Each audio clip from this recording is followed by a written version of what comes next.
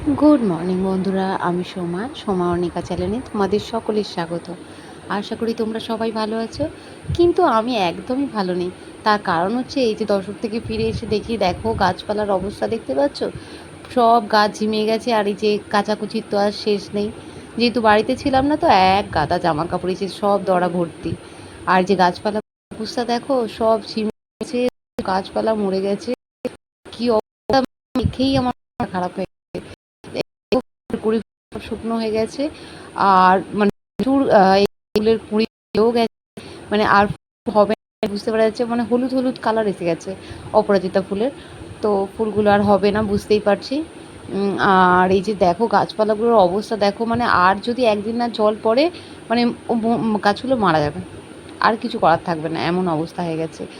আর যে গাছে জল দিয়ে দিচ্ছি, ছাদটা তো আগে ছাড় দেওয়া হয়নি, কারণ গাছগুলোর এমনই অবস্থা না, দেখে আমার আর মনে হচ্ছিল না যে ঝাড় দিই, দিয়ে তারপরে গাছে জল দিই। আমার মনে হচ্ছিল আগে গাছে জল দিই, তারপরে ঝাড় দেবো, কোনো ছাদটা পরিষ্কার করব। আর এই যে আমি ছাদটা আগে গাছে জলগুলো দিয়ে দিচ্ছি। আমি বিকালবেলা ছাদটা ঝাঁট দিয়েছিলাম, ছাদটা যেহেতু ভিজে ছিল, তো তখন আর দিইনি। বিকালে আমি যখন ছাদে এসেছিলাম জামা কাপড় তুলতে, তখনই ছাদটা গোটা পরিষ্কার করে নিয়েছিলাম। আর এই যে যেই মানে ফুল গাছগুলোর গোড়ায় জল দিচ্ছি না, যে বৃষ্টি হলে যেরকম মানে মাটি মাটি গন্ধ ছাড়ে না, সেরকম মাটি মাটি গন্ধ উঠছে, মানে এতটাই গাছের গোড়া শুকনো হয়ে গেছে। আর এই যে গাছে জল দেওয়া কমপ্লিট হয়ে গেছে, মেয়েকে খাইয়ে নিজেও খেয়ে নিয়েছি। খেয়ে সব রান্নার জোগাড় টোগাড় করে নিয়ে, আর এই যে ভাত বসিয়ে দিয়েছিলাম, তো ভাত হয়ে গেছে, ভাতের ফ্যানটা আঁচড়ে নিচ্ছি। আর ভাতে একটু জলটা বেশি দেওয়া হয়ে গেছে, যে কারণে একটু জল মানে চারদিক দিয়ে যেন পড়ছিল। আর এই যে ফ্যানটা আঁচড়ে নিচ্ছি, নিয়ে আমি রান্নাগুলো কমপ্লিট করে নেব। রান্না করতে করতে আবার পার্সেল এসেছে, তো সেটা আনতে গিয়েছিলাম। পার্সেলটা তো তোমাদের সাথে শেয়ার করা হয়নি, অবশ্যই তোমাদের সাথে আমি পরে শেয়ার করব কি অর্ডার দিয়েছিলাম।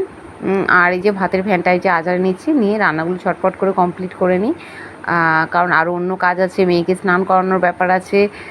সব কাজ, অনেক কাজের, মানে কাজের আর শেষ থাকে? তো মেয়েদের সত্যি কথা বলতে কি, কাজের কোনো শেষ হয় না, একটার পর একটা সারাদিন লেগেই থাকে। মানে রাতটা কেনই যে দিয়েছে তারও ঠিক নেই, এরকম অবস্থা। আর এই যে পার্সেলটা চলে এসেছে, আমি নিয়েও নিয়েছি। আর নিয়ে এই যে আমি চলে যাচ্ছি। আর এসে এই যে দেখো আমার রান্না কমপ্লিট হয়ে গেছে। কলমি শাক ভাজা, আমার জন্য ডিম ভাজা, এই যে আমের চাটনি, মসুর ডাল, আর শুধু ডিমকে ভেজে তেল ঝাল করেছিলাম, আর এটা পলতাকে ভেজে গুঁড়ো করে রেখেছি। আর এই যে এটা আমার মেয়ের ডিম সিদ্ধ। আর ভাতের মধ্যে যে আলু দেওয়া আছে পলতা তৈরি করবো বলে। তারপরে যে বিকালবেলা ছাদে চলে এসেছি, জামা কাপড়গুলো তুলতে এসেছিলাম। ছাদটা তো পরিষ্কার করেই নিয়েছি, বললাম জামা কাপড় তুলতে এসেছি এসে। আর এই যে ফুল গাছ বসাচ্ছিলাম, ফুল গাছ বসিয়ে ছাদটা তাড়াতাড়ি করে পরিষ্কার করে নেব। যে জল তোলার ব্যাপার আছে, তারপর পড়তে চলে আসবে, জামা কাপড় গোছানোর আছে, মানে অনেক কাজ। বললাম না, সারাদিন কাজে শেষ থাকে না। আর এই যে আজকে আর মাঠ থেকে মাটি নিয়ে আসিনি। অন্যবারে ফুল গাছ বসানো হলে শাশুড়িমাকে বলি, শাশুড়িমা নাহলে মাঠ থেকে মাটি আনে, আর নাহলে আমি যাই, যেয়ে অল্প করে মাটি নিয়ে চলে আসি, যতটুকু প্রয়োজন সেরকম নিয়ে আসি। কিন্তু আর মাঠ থেকে যাইনি আনতে, কারণ হচ্ছে একজনদের বলাটা ভুল, আমার নখুর শাশুড়িমা আর কি, তাদের থেকেই মাটি নিয়ে নিয়েছিলাম। ওই যে বাড়িতে যে বাদাম আসে না, ছাদে শুকনো হচ্ছিলো, আগের ভিডিওতে দেখিয়েছিলাম। তো সেই বাদামেরই মাটি অনেক তাদের দেখলাম জড়ো হয়েছে, মানে গামলি গামলি এত, মানে বাড়িতে সব এসে রয়েছে আর কি। তো বললাম আমি একটুখানি মাটি নিয়ে নিচ্ছি, তাহলে আর মাঠ থেকে আনতে যেতে হবে না। এত গরমের মধ্যে কার আর ভালো লাগে বলো মাঠ থেকে মাটি আনতে? তো একটু অল্পই তো জাস্ট লেগেছে। এই যে এই সরা মতোটা, এইটা একটু ভোগের মালসাটায় বসিয়েছি। আর এই যে বোতলটা নষ্ট হয়ে গেছে, এই বোতলটাতে একটা গাছ বসিয়ে দিয়েছি। আর বাড়ির পেছন দিকে যে দেখিয়েছি আগে, যে ফুল গাছের যে বাগানগুলো হয়েছিল না, ওখানে প্রচুর এই যে পয়সা ফুলের চারা, তারপরে গাঁদা ফুলের চারা, অপরাজিতা, মানে প্রচুর হয়েছে। আর অপরাজিতার তো অনেকগুলো রয়েছে, 3-4টে এতে। তো পয়সা ফুলটাই ভাবলাম বসিয়ে রাখি। অন্য গাছগুলোর বয়স হয়ে যাচ্ছে, যাকে বলে ফুলের কমে যাচ্ছে। তো এইটাই বসিয়ে রেখেছি, এটা সারা বছরই ফুল হয়। তো এইটাই আগে বসিয়ে রাখছি। আমি যে এটা হলেও ভালো লাগে দেখতে, সুন্দর লাগে। গোলাপি সাদা এরকম কালারফুল হয়ে থাকলে না হেবি সুন্দর দেখতে লাগে। আর এই যে গাছগুলো বসানো আমার গেছে, এবার গাছগুলো বসিয়ে নিয়ে আমি একটু ছায়ারনের মধ্যে রেখে দেবো, কারণ এত গরমের মধ্যে বাইরে যদি থাকে না, গাছগুলো মারা যাবে, আর থাকবে না বেঁচে। আর এই যে জামা কাপড় আমি সব তুলে ছাদটা পরিষ্কার করে নিচে চলে যাচ্ছি। আর এই যে নিচে চলে এসেছি, এসে দেখো এই যে আমি তোমাদেরকে দেখাচ্ছিলাম যে ছাদে গরমের মধ্যে আমার কি অবস্থা হয়েছে দেখো, মানে পুরো ঘেমে আর কি স্নান করে গেছি, পুরো ভিজে গেছি। আর তারপরে যে নিচে চলে এসেছি, এসে যে জল ভরে নিচ্ছি ট্যাঙ্কে, আর বোতলগুলো ভরে নিচ্ছি।